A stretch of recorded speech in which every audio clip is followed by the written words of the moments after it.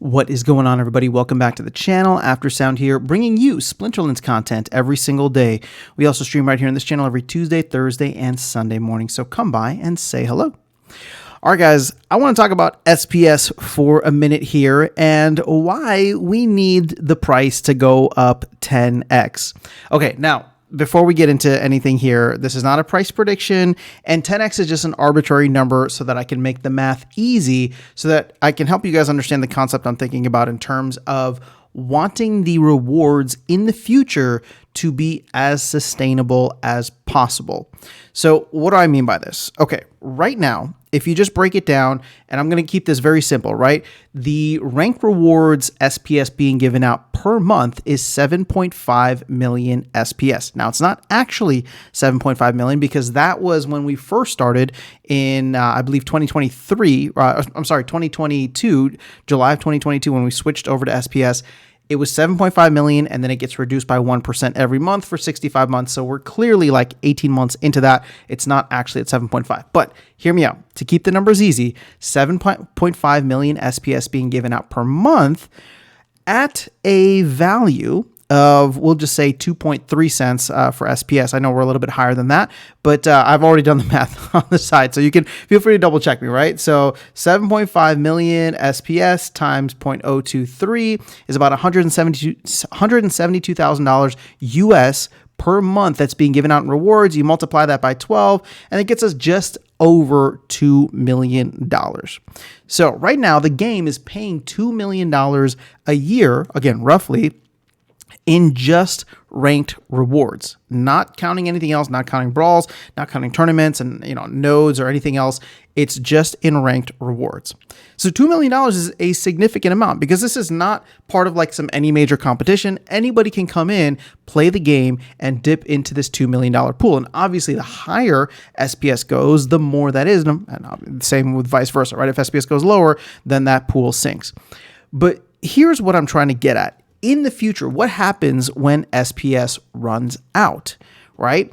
Everybody's worried about that, and I'll probably do a separate video maybe focusing on what we can do when SPS runs out, but here is at least a small scenario in which we may not have to do anything if people are happy with the amount of rewards being given out now.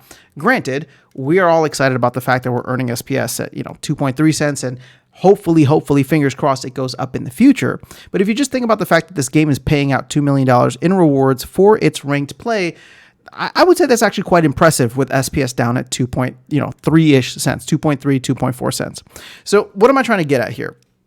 Let's dig in a little bit deeper and why I picked 10x, okay?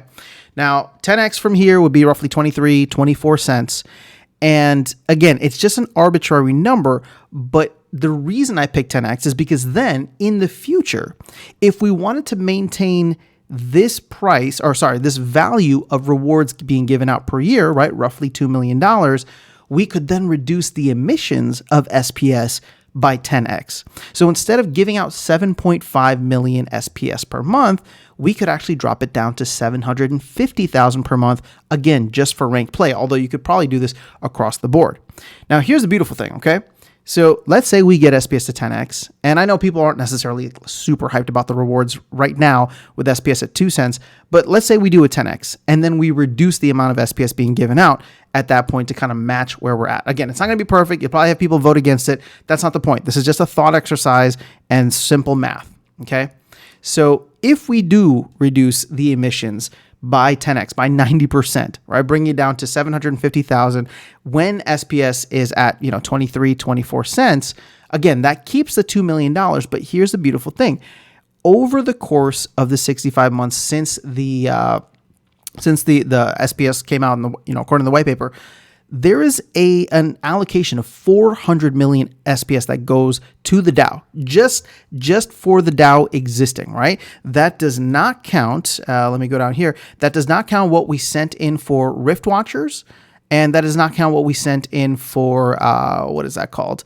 For Rift Watchers or for the, oh my gosh, I can't think of it right now. Node licenses. There we go. Okay.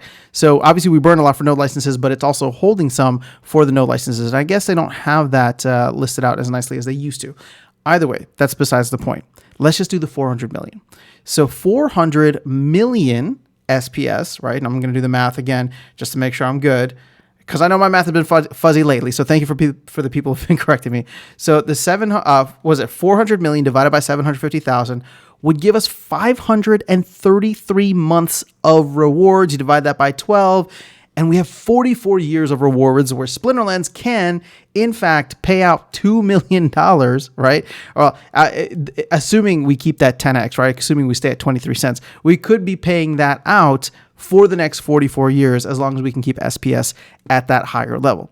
Now, of course, the beautiful thing is the higher SPS goes, maybe we can take it down even further over time, where we can get to a point where SPS is like $1 or $10 or $50. Again, none of this is a price prediction. All I'm saying is that the goal is to get SPS as high as possible by making it as scarce as possible. And the more scarce you make it, the less you need to give out for people to feel like they're getting some kind of value, right? So as it is right now, again, nobody's writing home. There's nobody that's quitting their job, especially in other parts of the world where people were doing that for Axie. We'll have to get SPS significantly higher for people to feel like they can do that. And will it be sustainable? Probably not. We've talked about that at length.